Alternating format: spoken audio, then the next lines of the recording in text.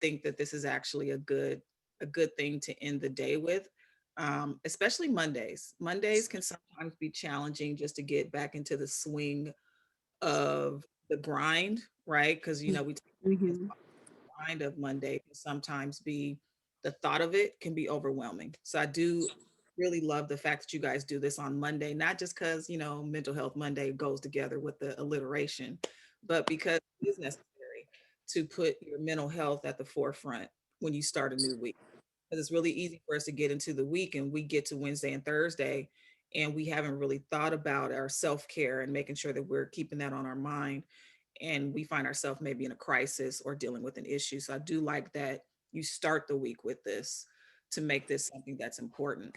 I kind of want to comment on what you said, Carmen, Okay. and the post. So here's the deal. I like what you said, the fact that we need to be mindful, number one, that we're not all spirit. And I do feel like we try to spiritualize everything that happens. Mm-hmm. Now, this is me. I'm a minister in the organization. I'm ordained and all of that. So I believe in the word. But I also believe that there are some things that operate in the natural realm, and there are some things that we know are spiritual battles. When we're dealing with our mental health and when we're dealing with what is happening because of the quarantine, and I like how you said we're basically in solitary confinement, like we didn't do anything wrong, but we're all locked up, right? Uh, Mm-hmm. I do feel that this is not all necessarily a spiritual battle. I feel like COVID has affected us in three different ways, might be four. Number one, it's affected us physically, right? Our physical health has been impacted. Mm-hmm. It's affected our mental health. It's also affected our spiritual walk because people that we consider to be super strong in their relationship with God have started to waver, have started to question, have really started to, kind of go back and forth when it comes to why would God allow particular things to happen. And then this is the me that goes back to the scriptures that we always try to put everything on God. And sometimes it's a consequence of the decisions and choices that man has made, right? Mm-hmm. What Right. happened in the garden wasn't because of God. What happened in the garden was because of the choice that Adam and Eve made. He had a plan for them. They chose to go a different way. So, because of their actions, there was a response to that. That is the way God works. We believe in reaping and sowing. If you sow a particular thing, there's going to be a reaping of something or a response of something, right? The world calls it karma, whatever you want to call. I do feel like some of what is happening is a reflection of just natural choices that mankind has made, and these are the repercussions of that. Now, I will say that there probably is a spiritual element, and the spiritual element that I have been led to hear in my devotion time, and that I've had other people close to me that they're hearing similar things, is that the church needs to wake up to what we are called to do and be on our job, and we've been a little lax, and this is definitely getting our attention as a body, because it is something that we need to pay attention to. Why are we so ill-equipped collectively to be able to service people during this time?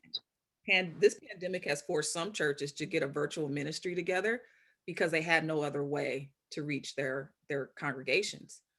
It took a pandemic to do that. We should have already been thinking of that.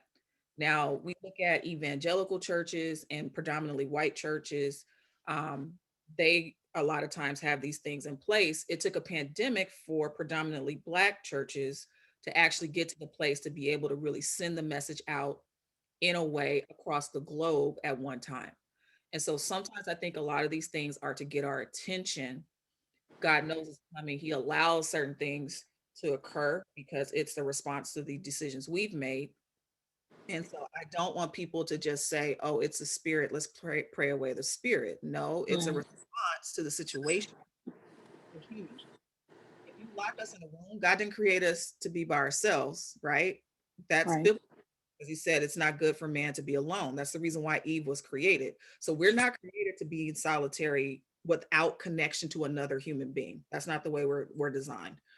So because of that, we're in a situation where our natural inclination, that physically how we're created, our psyche is disconnected from what we need as part of our life source. And that is the repercussions of that. So, depression, anxiety, mental challenges happen. If you just look at studies on solitary confinement, people that go into solitary, they have no mental health issues. And when they come out, if they've been in Mm-hmm. solitary for an extended period of time, they will have very severe mental health issues. Yep. And it's because they are isolated from other people in human contact, right? Totally off topic, but me, when I hear that, I'm like, okay, come on. Some of this stuff is not all just spiritual. Some of it is just the environment, what we're experiencing. It causes certain things to happen. And if we're not careful, we'll treat it, we'll treat the symptoms and not deal with the source, Right. right? Like Mm-hmm. pain, and the doctor gives you pain medicine, but he doesn't figure out what's causing the pain. So you're just numbing something. You're not actually fixing the issue. We need to learn in the church to fix the issues and not just gloss over it and deal with the symptoms and numb the symptoms. We need to deal with the issues. And so that's why these conversations are important. It's really easy to numb your exhaustion if you're getting into that mindset that, oh, this is just what happens because we're busy and God will give me the strength. And I'm not saying God won't give you the strength, but God has also given us free will to make decisions, choices, and He's given us common sense. If it's too much, you should say it's too much. He's also told you that you need to take care of this temple, right? If this is the Right. ghost, we have to take care of it.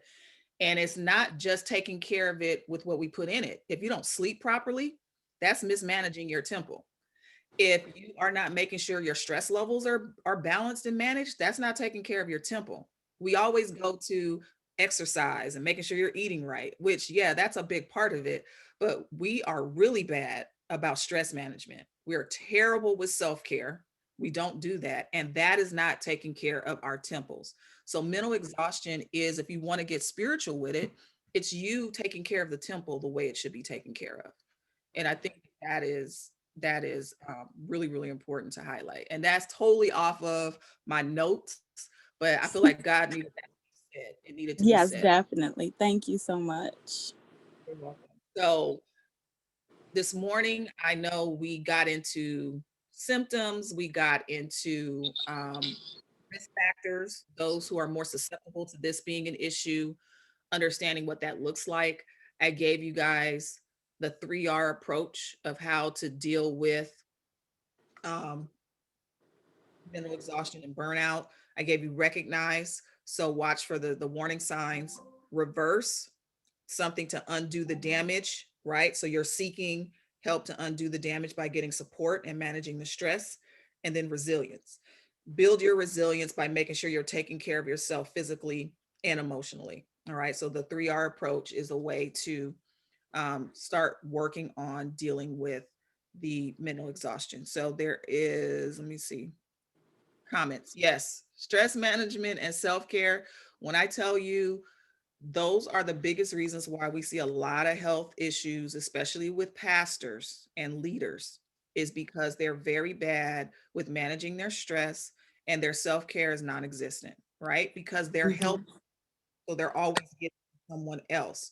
So they, a lot of times they think of themselves last, which it's not the way it's designed.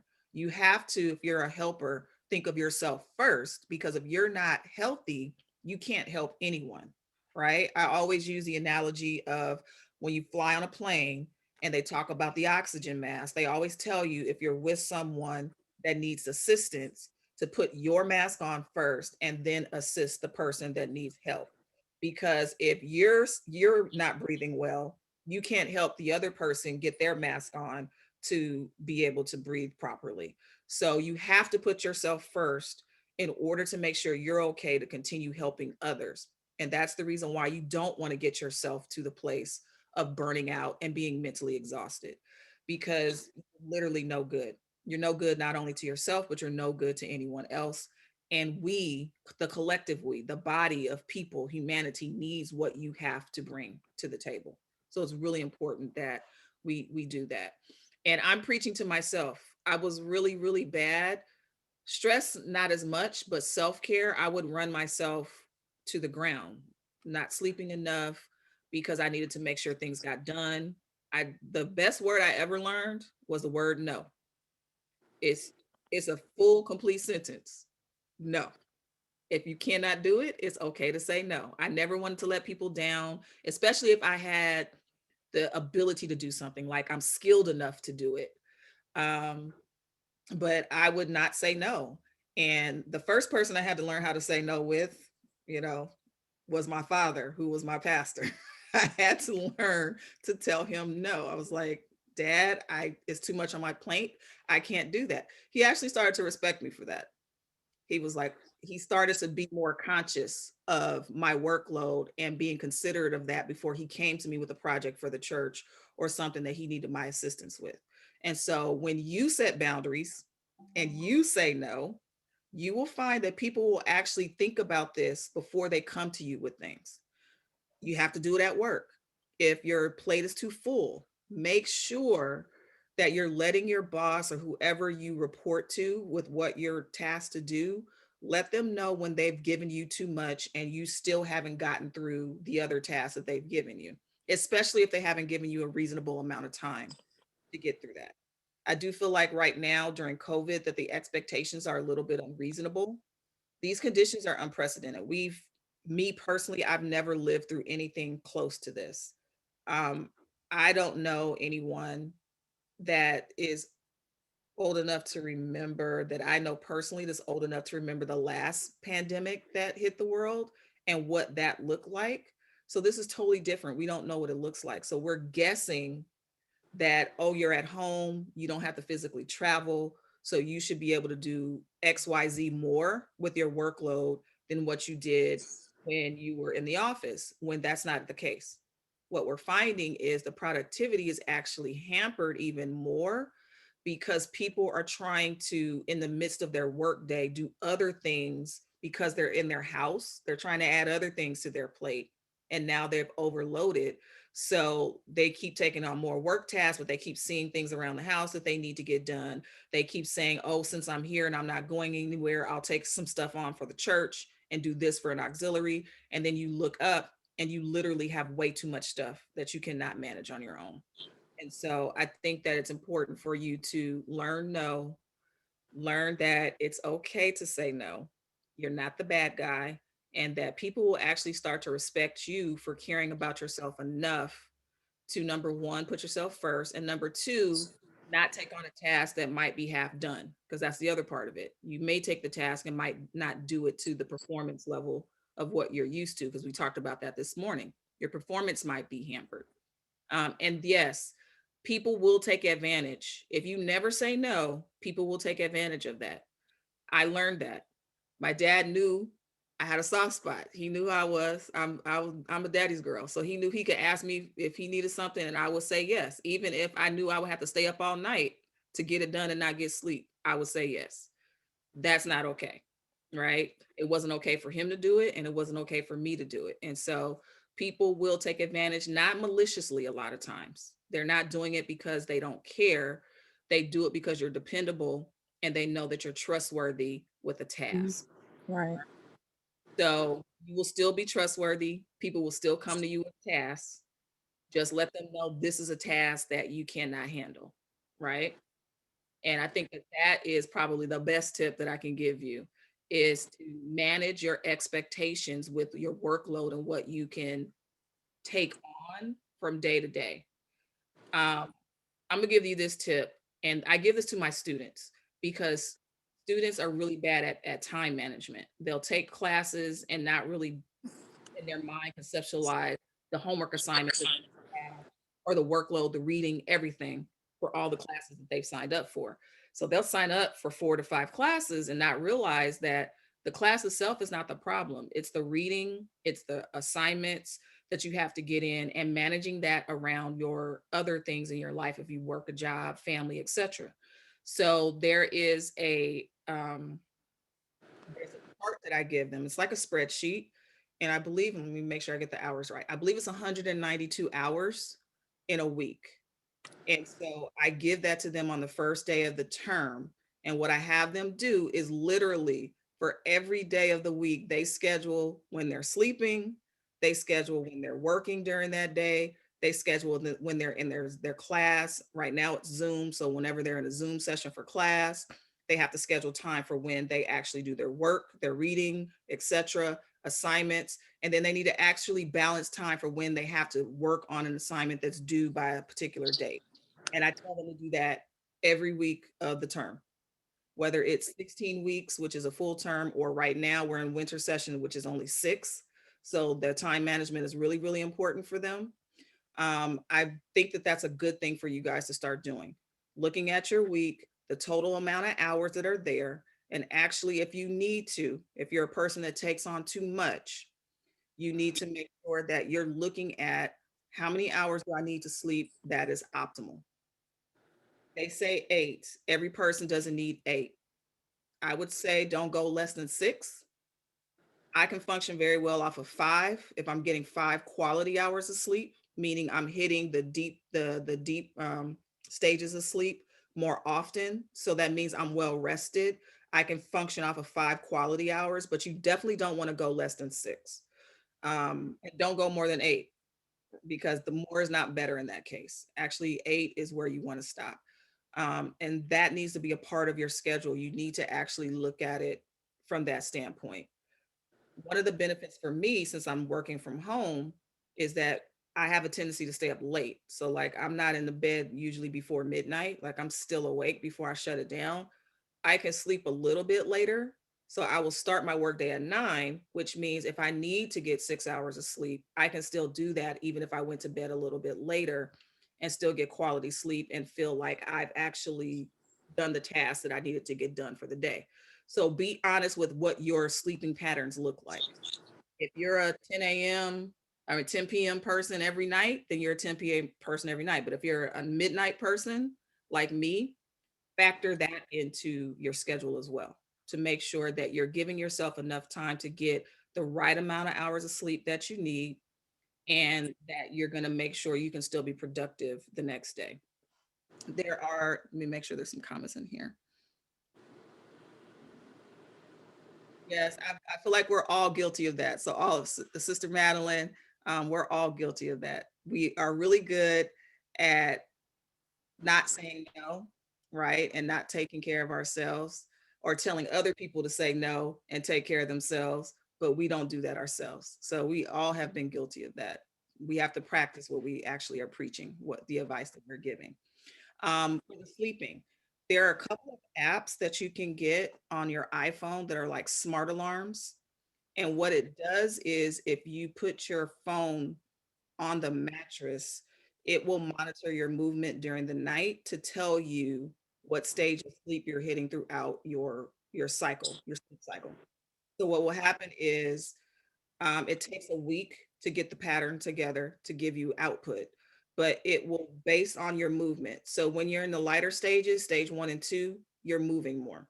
When you're in your deeper stages, you're immobile, you're not moving.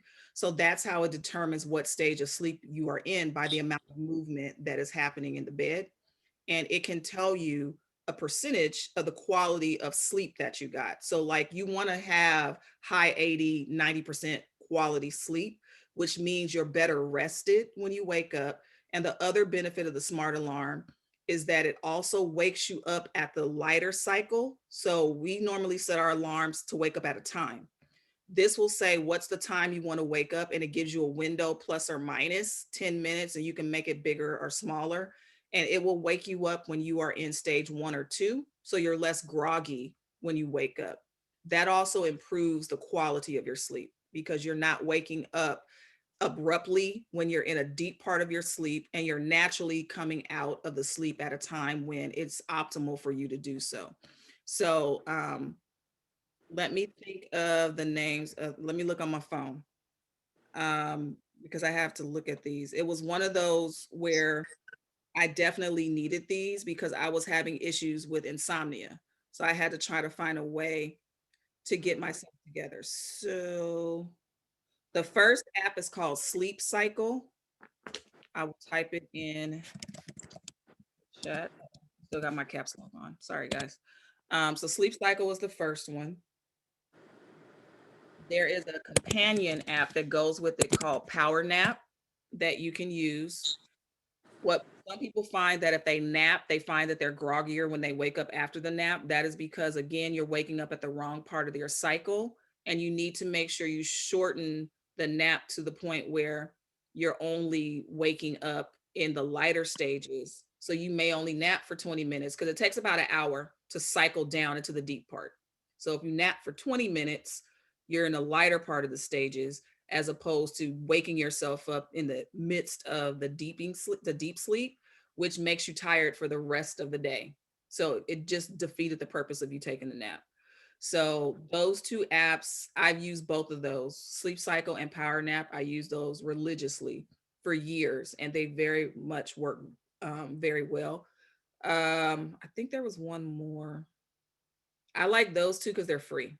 So I think the other ones you had to pay to get all the features, but for those two, they were free to use all of the features that come with them. You can wake up with music, you can do all of that. All right. So however you want to set it. I know that Apple iOS on the iPhones has an alarm built into it, but it's not as intuitive and doesn't have as many features as these apps do. So I go with the second party app only because I like what they give you. So those are just two suggestions to help you guys with making sure that you're sleeping and getting quality sleep. So if you only get the 6 hours, get a 90% quality 6 hours of sleep.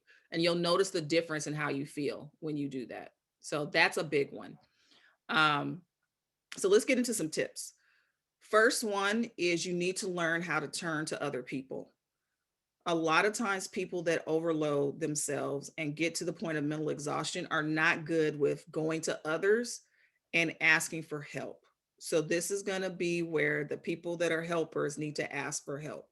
You're going to need to make sure you have accountability partners and you have people there that you can go to when you get to a place where it's too much, where you can just pick up the phone or send a text and just say, I'm not having a good day, right? And so that is sometimes necessary because you don't want to have to always go into a long, drawn out explanation of what it all is. You just need to let them know I'm drowning and I need help. I need support. It may be you have multiple people. So you may have a person on your job that you can go to that is a person that you can turn to in the work environment. You may also need to have people that are family and friends and even in your church family that you can go to that can assist you with that, because you have to not try to bear everything on your shoulders. You're not equipped to take on everything in the world. You are tasked to specific things, and you need to make sure that you are turning to people to help you. The way that you can turn to others, number one, is reaching out to those who are close. This is a big one. Become more sociable with your coworkers. Now, I'm not saying they got to be in your business, because I'm not that coworker where everyone I'm close to. I have probably I've been working at one of the schools that I now teach at, but before that, I worked as a classified employee on the campus. And I think in that time, and it's been 9 years at that particular school.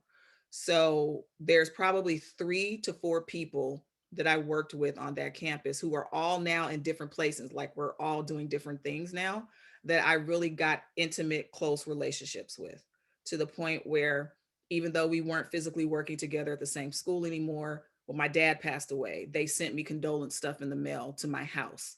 Um, they don't miss my birthday. I don't miss their birthday. When one of them, her father is battling leukemia, I'm there, making sure to check on her and see how she's doing, to check on his health. Like that type of relationship we developed as friends. Every coworker won't be your friend. And I don't expect the coworkers to all be your friend, but you can be social with them, because being sociable with them means you're developing a bond. So when you need help with something that's on your plate, you can go to them because you've already engaged in a relationship that is not transactional. It's not, I'm talking to you now because I need something from you. It's no, we've already developed a rapport. We've already developed some type of social connection. And I just happen in this moment to be overwhelmed. Do you have the ability to assist me with that? That is really important. You don't have to tell them all your intimate business. I don't believe everyone is deserving of that. Even people in your family is not deserving of knowing all your business. People have to earn that. But I do feel like being sociable with your coworkers is really, really important, because in that workspace environment, you need allies. They will be your allies. They will be your support system. And you don't want to be on the island by yourself. The other thing is limit your contact with negative people. Like negativity is so, I don't know, it's so 1990s, I don't know, but it's just like not something that we need in 2021. Like, I'm over negativity. That's just me. um i don't I don't have time for the negativity, because immediately when I'm with a person, they're complaining about something, their mood and their outlook is negative. That means they're going to drag you emotionally into that space. And if you already have a lot of stuff on your plate that you're managing and trying to keep your mind in the right place and keep a positive outlook, glass half full, right? This negative energy or this dark cloud that they bring is not going to help your case. So you definitely want to make sure you get around people that are positive, uplifting. Have a person that you know that you can go to in the clutch that will always offer you something that's going to lift your mood. Like, I always know my sister that's under me. She's like the bright light. I like to call her the bright light, because you can't be around her and not feel good. Like, her smile alone makes you smile. She's a hugger. I'm not a hugger like that, but I will let her hug on me. She likes to hug and kiss on me and do all that kind of stuff. There's a 12-year age difference between us two, so she's kind of like my baby before I had kids. And so she's my bright light. And so I know I can call her or FaceTime her, and if I wasn't in the greatest mood, then by the time I finish that conversation, I'm going to be in a better mood. And then little people are always good for your mood. So if you're around small kids, they will, there's never anything that little people do that will not brighten your mood, other than the crying, right? The crying and the whining. But for the most part, little people are a go-to, right? So if you have access to children, I say go to them. I know, so my sister, the sister I was telling you about, her youngest son is my godson. So and Candace knows him. She met him in person finally, but she got to meet him on social media.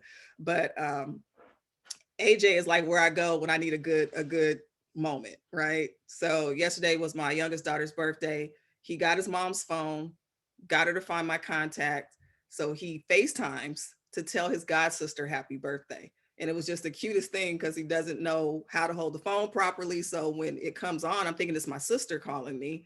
And all I see is his glasses, his forehead, and the top of his hair, and like all this stuff I can't see. And it was just the cutest thing. It like literally made my entire day better. And he called me, it was like 8 o'clock at night. But the fact that he thought to call his god sister to tell her happy birthday, I thought was the cutest thing ever. And then he got the cutest little voice. And it literally made the end of my day, not that the day was bad, but it made the end of my day like really, really pleasant. So you definitely can't go wrong with kids. Kids will make you feel good even when you're not in the mood to feel good. So definitely go and find kids, or find a person that can be your bright light. And yes, Candace, he is the cutest thing ever. And I'm a little biased, but I just think that he's awesome. Um, Connect with a cause. So this is really good. I gave this to you guys when we were talking about another topic. It may have been grieving, and I forget the other topic we discussed. I talked about the fact that when you connect to something where you're helping other people, it also can help you deal with the burnout and the exhaustion that you're feeling from the stuff on your plate, to take time to help someone else or to do something that has purpose and meaning to you. So it could be through the church, it could be in your community through a support group. For me, I do a lot of work around social justice with different organizations. And then I do work with my sorority and the community for different initiatives that they have. Like, that stuff for me, a lot of times is not work, even though it's additional stuff on my plate, but it has meaning. So I can go to that when I need to step away from my actual jobs that I actually have to do, that I get paid to do. I do those things. And then I come out refreshed, I come out energized with ideas of more stuff that I can do. And it makes going back to my work day the next day that much more better. And then if you have great people that you're connecting with when you're doing this work, it makes it even better because you're around people that will uplift you and you have a shared purpose in the work that you're doing. So definitely connect with a cause that is something that means something to you. And I feel like COVID has allowed a lot of us to reevaluate our purpose, to really see what we're called to do and adjust sometimes what we're called to do to match the current situations. So you definitely want to make sure that you're giving to others because giving to others sometimes does help with you managing your daily stress and the things that you have to have on your plate. Find new friends.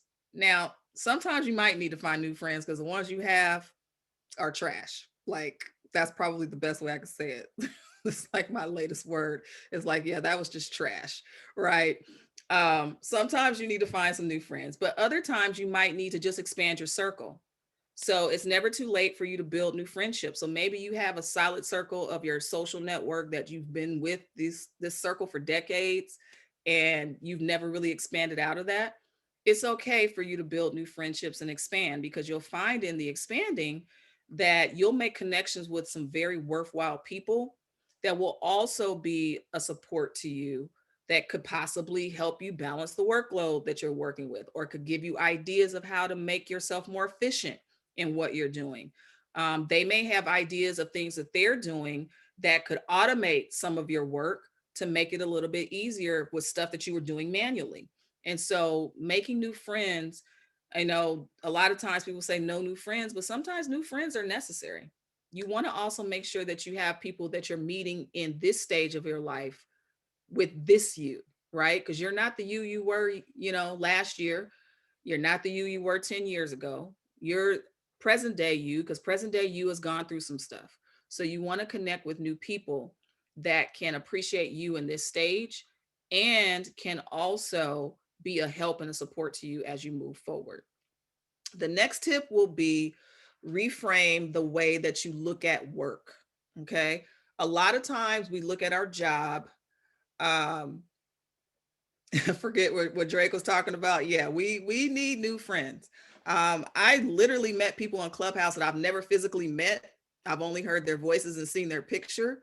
And like we communicate all the time now. One of them just had a baby, and like I would have never met this person had I not connected with them on Clubhouse talking about forgiveness. Like that's literally how I met them, and we've connected ever since then, even about just everyday stuff. It started out with us having the chats regularly about forgiveness and what that looks like, and now it's we connect to just check on each other. One's a single mom and just making sure she's doing okay. How's her son managing during COVID with at home learning? And she also works from home because she is a person that does behavior modification and IEP. So she has a very demanding job.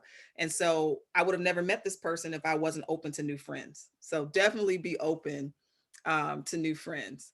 And can you get an invite? So are we talking about an invite, Sister Ashley, for Clubhouse? Yes. Okay. So you have to have an iPhone. That's the first part, or an Apple product. If you have an iPad, you can also do it on that.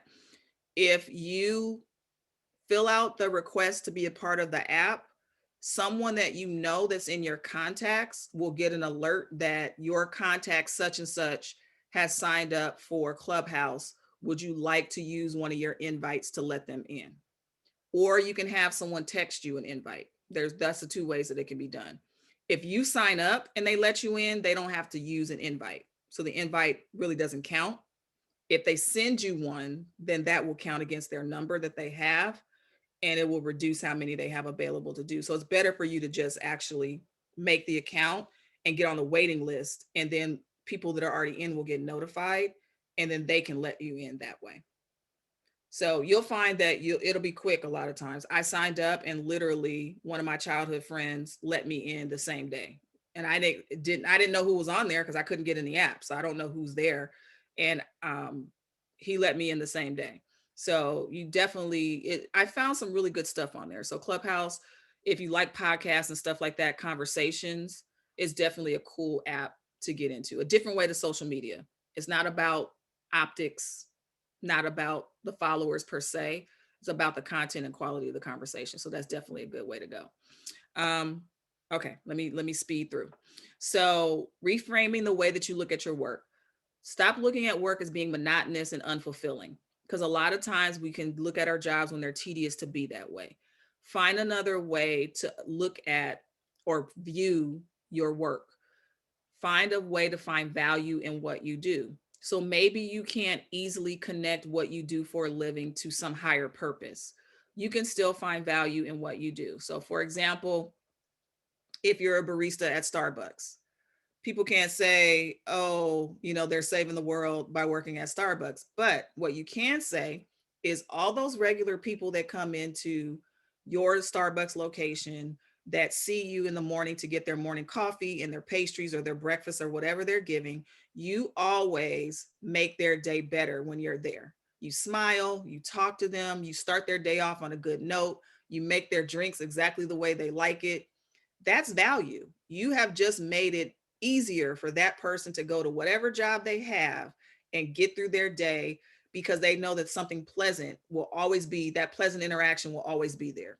So never minimize what you do for a living if you can't readily see the connection to the value. Like if we see a doctor, a medical doctor, we know doctors are saving lives and helping people with issues, so we can see the value on the surface. Look at the value. There's always value in what you do. Always. You just have to be able to find that and focus on the aspects of your job that you enjoy the most, as opposed to focusing on the things that you don't like about your job. You'll find that the mindfulness and focusing on the positive will make it a lot easier to find the value in what you do every day. Next is for this is still under tip 2, which is reframing how you look at your work. Find balance. So again, if you hate your job, look for the meaning and the satisfaction, but you might need to go to a way to balance out the job that you have until you can get a job that you want and enjoy. The way you balance that out is find a hobby, spend time with your family, spend time with your friends, again, do volunteer work. Find something that you do find rewarding, that you really do love, to balance out the part of it that you don't really, you're not in love with, right? Not in love with this particular job, but I do like doing this. So your job allows you the opportunity to do some of the things, the hobbies that you have. You may not like your job, but you like to travel. Your job funds your ability to travel, right? So focus on the traveling and the fact that I get through this work week, I do a good job, I'm a good employee, get through my day. It allows me to make an income that I can save for these trips that I want to do. Focus more on that. So that's the balance, making sure that you don't have all work that you don't really love that much, but you need to have some play. Like there needs to be a healthy balance between the two.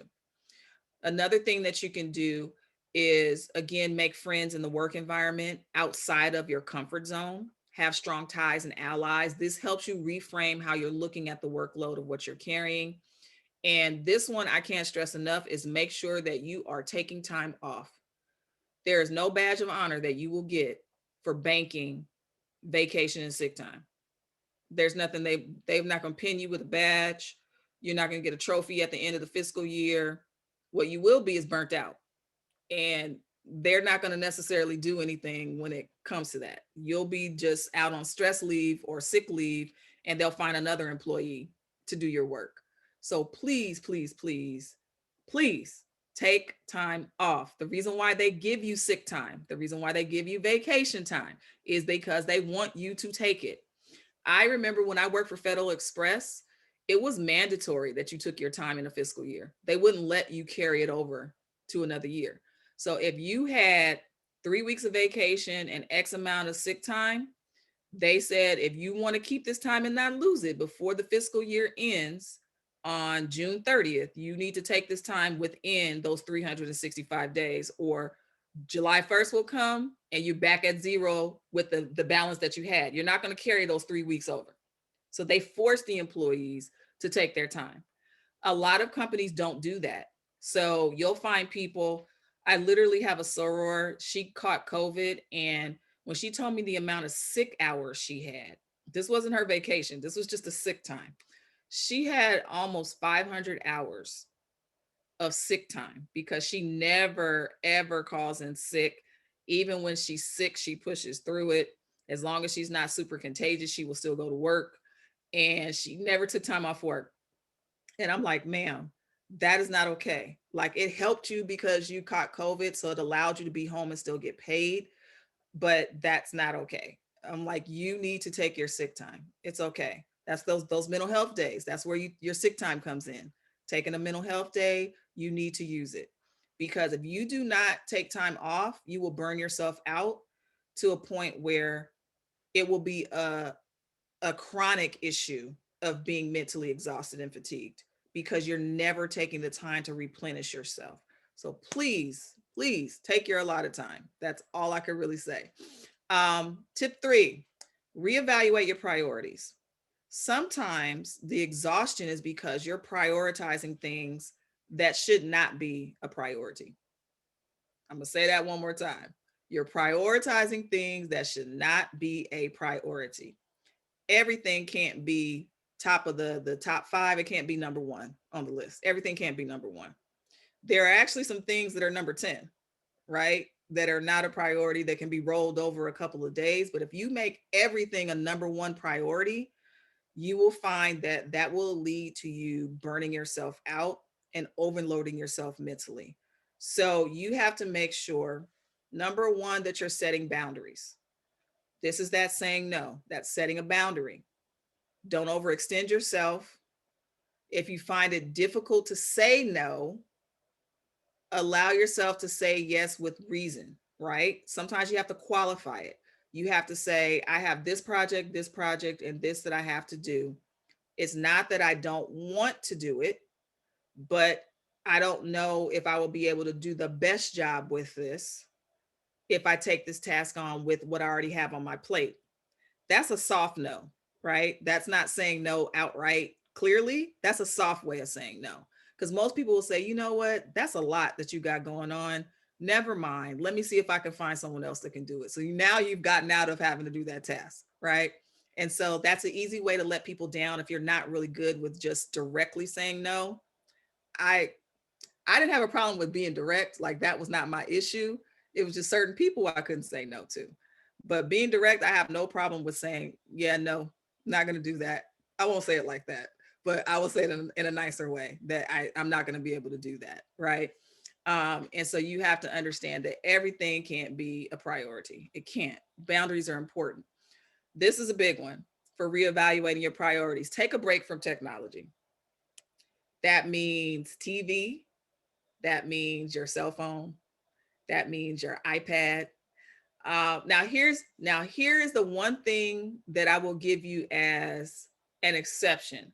For me, I have a lot of ebooks that are on my iPad that I read instead of all tangible books because it's easier for me to read them, and I don't have to carry around. Literally, I have thousands of books on my iPad without having to carry those physical books around. So if you're a person that reads ebooks, that's the one time when the taking the break from technology is actually a good thing because your book is actually on the device. So that's the purpose of using it, is to read. But otherwise, get off of social media, turn off the television, step away from the laptop. I guarantee you it will be there when you get back. All right. Disconnect completely. Have some FaceTime as much as you can. If you live in the house with people, have FaceTime with them, like actually physically talking to them, no devices involved. If you can go meet somebody at Starbucks, have a coffee date, right? Have some FaceTime, unplug, because taking daily breaks from technology actually helps you refresh and recharge. Um, I found literally for probably 2 years straight that I did not watch television. Like, all I did was read, read, read, to the point where I had gotten to the place where I was reading like 300 to 400 books a year because that's all I did. I didn't watch TV. And if I did watch something, I binge watched for a short period of time and then I went back to reading, right? That was like my pastime. And I found that I was less tired when I disconnected from stuff on a regular basis and use reading as my entertainment and pastime. COVID has changed that. I've watched more TV. in the last year than I probably have in the last 3 years. And that's just only because I'm in the house all the time. So the TV just stays on. But you have to disconnect from the technology, social media especially, and stop checking email. I was bad at checking my email. Like, I don't like to see, like right now, I think I probably still have like 1,000 unread emails in my inbox. And I feel like that is just a travesty.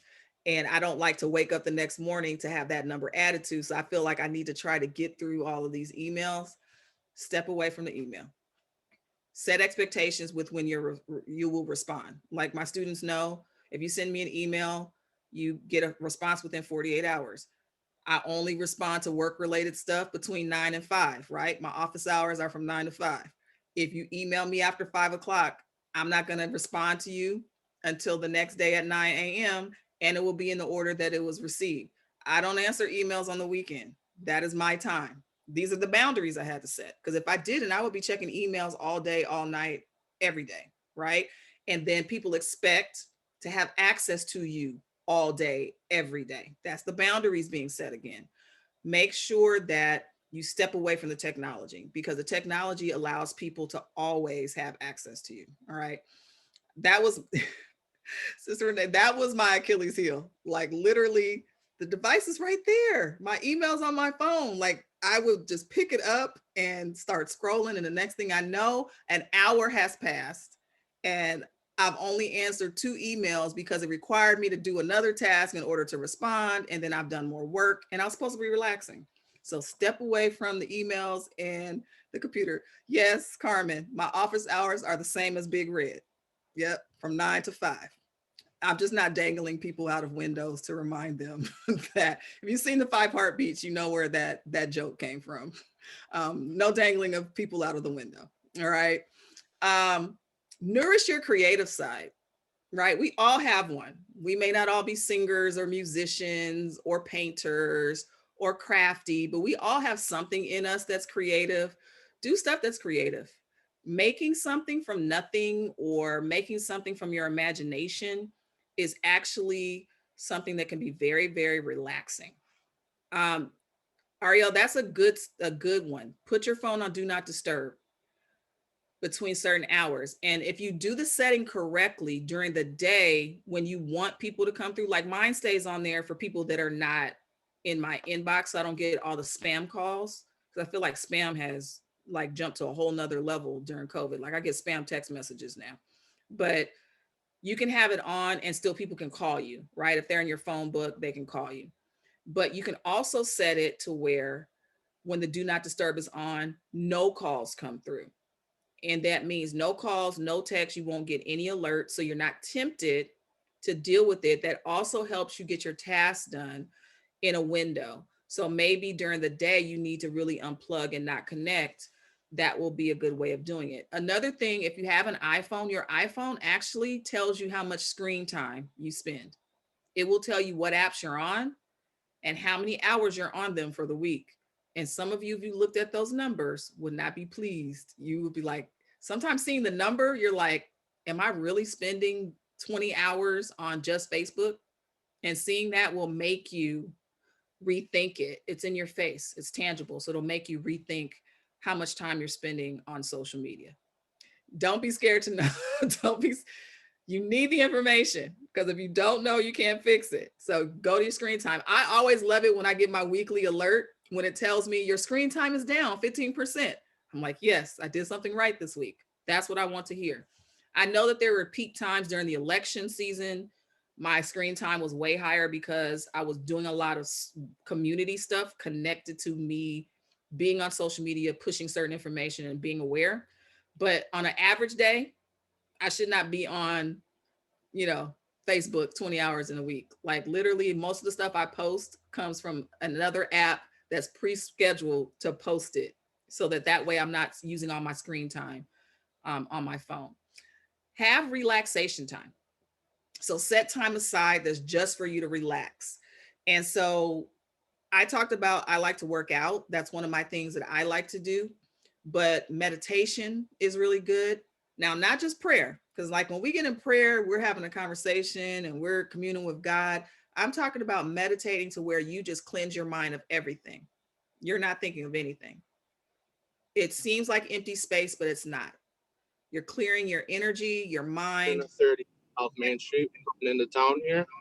Is there a reason for the speed tonight? I don't. Uh-oh. Got somebody coming in. So meditation is really good. Um, Making sure that you're restful, that will be the benefit of the meditation. And then the last one under reevaluating your priorities is getting plenty of sleep. I'm going to give you the last two tips really quick. Number one, make exercise, or number four tip, make exercise a priority. At least 30 minutes of movement a day, however that looks. And number five, make sure you're supporting your mood and your energy levels with a healthy diet and minimize sugars, reduce the intake, high intake of foods that can impact your mood negatively. Eat a lot more of your omega-3 fatty acids. Those are really good for boosting your mood. So, fatty fishes, seaweed. I love seaweed snacks, and they're low in calorie. Like a whole little mini pack of seaweed snacks is like 35 calories, and they're a really filling snack. Flax seeds, walnuts, those are really good for supporting the healthy mood. Obviously, avoid nicotine for a variety of reasons, and then avoid alcohol as much as possible if you do in moderation. So I'm gonna stop there because literally we are out of time. Any questions, comments, anything that you guys want to give me before we have to get out of here?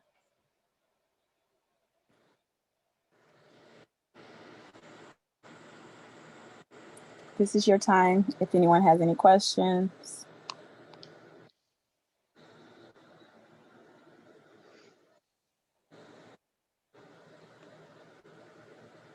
No.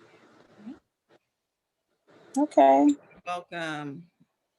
I enjoyed coming out. Thank you guys for always thinking about me when you guys do these Thank sessions. you. You're welcome. Thank you for agreeing, Dr. Brown. We really appreciate it. And if you can just dismiss us in prayer, praying for those who are feeling mentally exhausted, that they will uphold the advice that you gave, help us to be able to set those boundaries in our lives and get the rest that we need to rejuvenate. Dear Heavenly Father, we just thank you even for this session. We thank you, Lord, for the vision to make our mental health a priority. We just thank you for the information that we have learned about knowing our risk factors, about knowing the symptoms when it comes to mental exhaustion, and the things that we can do to make it better and to recover and go forward with better energy. We ask you to help us that we will not only retain what we heard, but that we will apply what we heard, that we will know that it's not your desire for us to overload ourselves, that it is your desire that we prosper in our health as much as our soul is prospering, that we have to make that a priority. We ask you to bless each and every one, continue to protect us physically from this virus and make sure that you keep us in good health. We ask you to bless our families, that we will continue to thrive through this season. We know that it is only for a temporary time and that you are doing great things even in the midst of this. Continue to bless the Vale family. Continue to bless the Apostolic House of Prayer as a whole, that you will continue to guide them, support them, uplift them as they continue to deal with grieving their leader, their father, their husband. We ask you, even right now, special prayer for Lady Bell. Continue to give her the strength, continue to give her the grace, continue to give her what she needs to continue to go through this season. We ask you, even right now, to continue to protect every member across the world, no matter where they are, every human being, God. Continue to be with each and every one of us. You know the things that we battle, the things that we do not say, but we know, Lord, that you are there. You know all things, and that you have the power and the strength to be able to help make us through. And we thank you for this all. In Jesus' name we pray. Amen. Amen. Amen. Amen. Amen.